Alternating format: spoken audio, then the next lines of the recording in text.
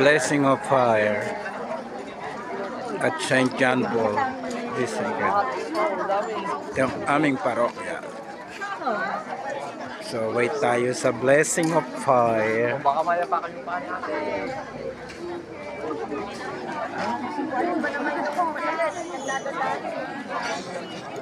Ayun!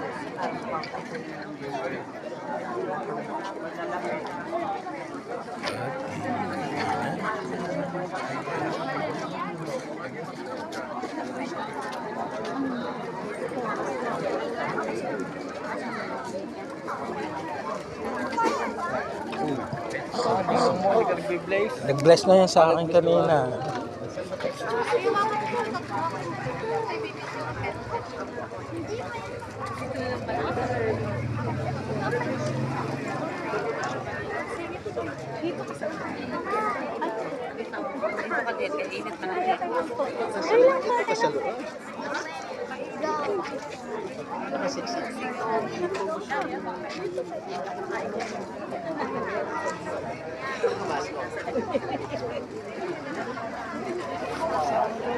Palakan sa mga.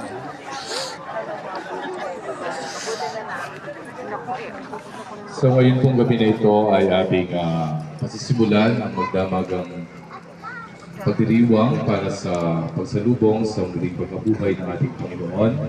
So ito na po yung culminating activity mula ng Huwebes, ng Biyernes at sa araw po na ito. Kaya ito po yung pinakamahalagang pagdiriwang sa ating buhay bilang isang Katolikong Kristiyano, kung saan may kagalakan ang ating puso na ating sasalubungin ang muling pagkabuhay ni Kristo.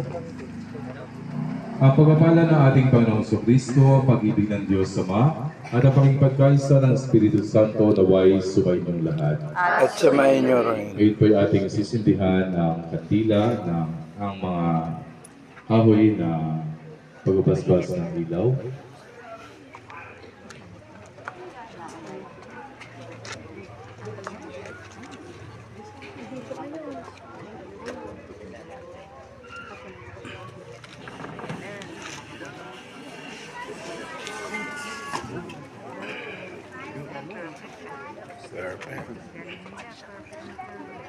Mga kapatid, sa kabanal-banalang gabing ito, na pinangyarihan ang pagtawid ng ating Panginoong Kristo mula sa pagkamatay patungo sa pagkabuhay, ang sambayanan niya ay nag-aanyaya sa lahat ng mga anak na nasa iba't ibang panig ng daigdig upang magtipon-tipon sa pagganap sa magdamagang pagdiriwang, sa pagganap natin sa alaala natin ng Pasko ng Panginoong nagtagumpay, sa pagkinig sa salita ay at paghahain ng kanyang buhay, maasahan natin tayo makapakikinabang sa kanyang pananaig sa kamatayan at pamumuhay sa piling niya at ng Amang may kapal. Manalangin tayo. Ama naming makapangyarihan, sa pamamagitan ng iyong anak, kami iyong dinulutan ang linas ng iyong kaliwanagan. Ang bagong linas na ito ay iyong gawing banal.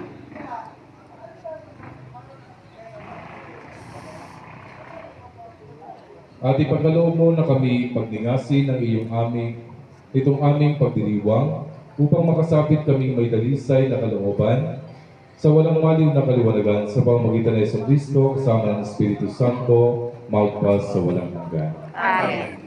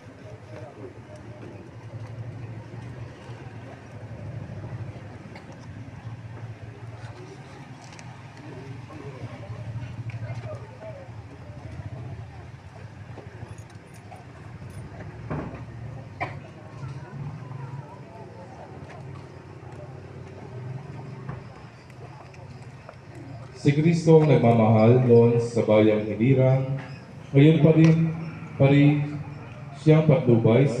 Si Yesu Kristo ay nabuhay sa ating kaliwanagan.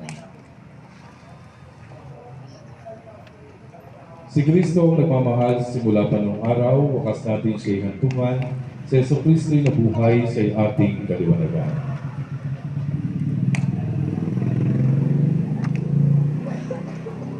Si Kristo ang siyang pinagmulan, alpay sa gisag, diyang tunay.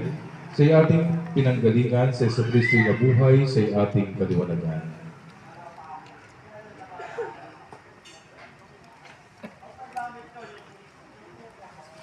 Si Yesu Kristo ang siyang hantungan o may kanyang larawan.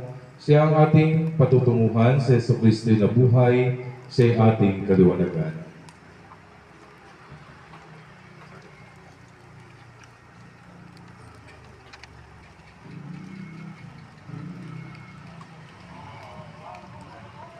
Kay Kristo na bibilang ang lahat ng panahon, araw at bawang yugto ng pag-iral. Si Yesu Kristo na buhay sa ating kaliwanagan.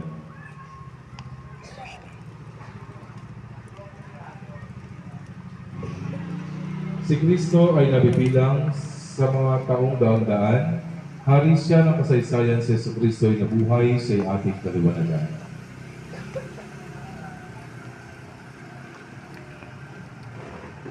Kay Kristo ang karangalan, lahat ng kapangyarihan, Panginoon ay dinarangal, si Yesu Kristo ay nabuhay sa ating kaliwanagan.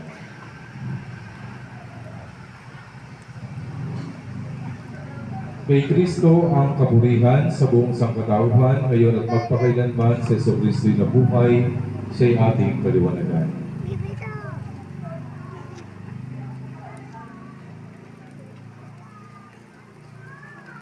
Sa sugat na lubhang banal, si Jesus sa tagiliran, dugo at tubig ay lumitaw, si Yesu Kristo'y nabuhay sa ating kaliwanagan.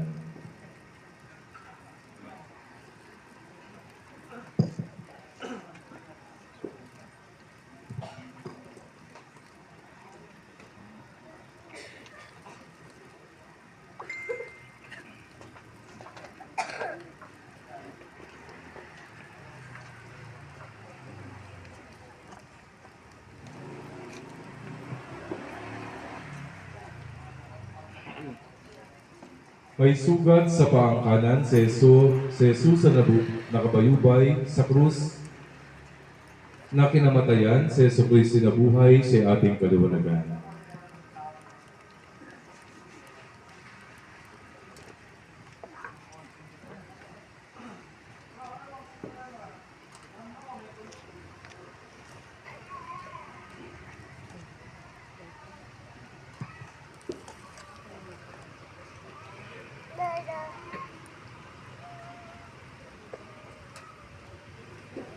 Ang kaliwang paa naman ni Jesus din ay sugatan, pako'y naglagos na tunay si Yesu Kristo'y nabuhay sa ating kaliwanagan.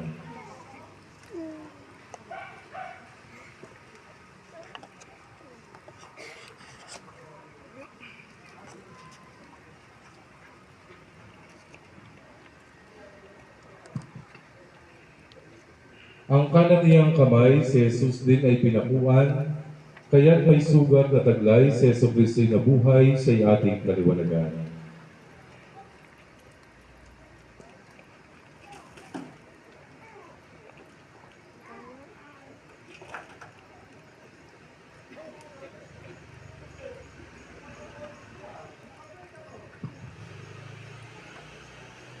Sa kanyang kaliwang kamay, si Jesus ay pinakuan nung buhay niya ay inialay, si Yesu Kristo'y nabuhay sa ating kaliwanagan.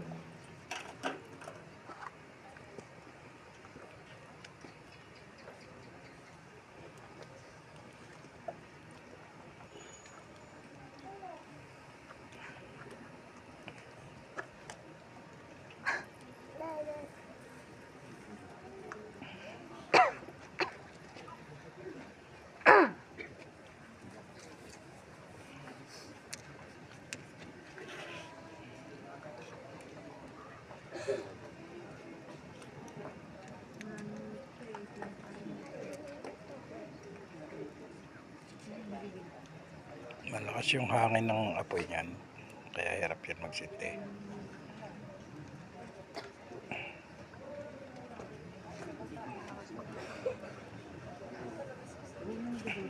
Yan, pwede pa yan sa baba.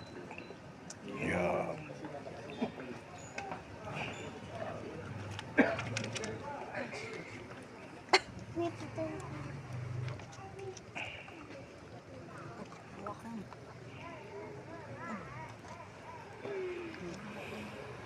Ayos. Sindi ng aming candle.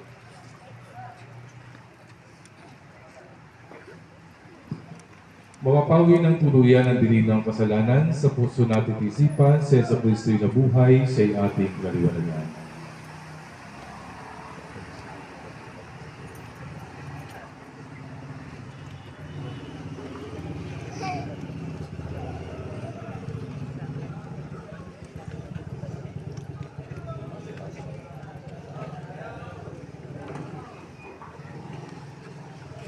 Kasi butter.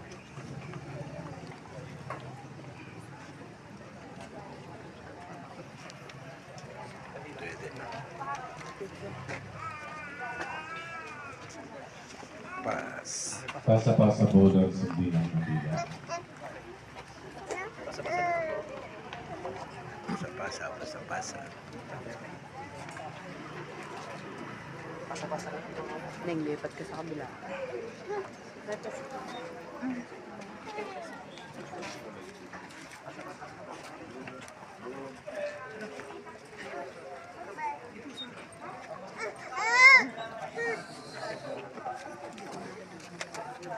Tayo po ngayon ay tutungo sa prosesyon sa simbahan.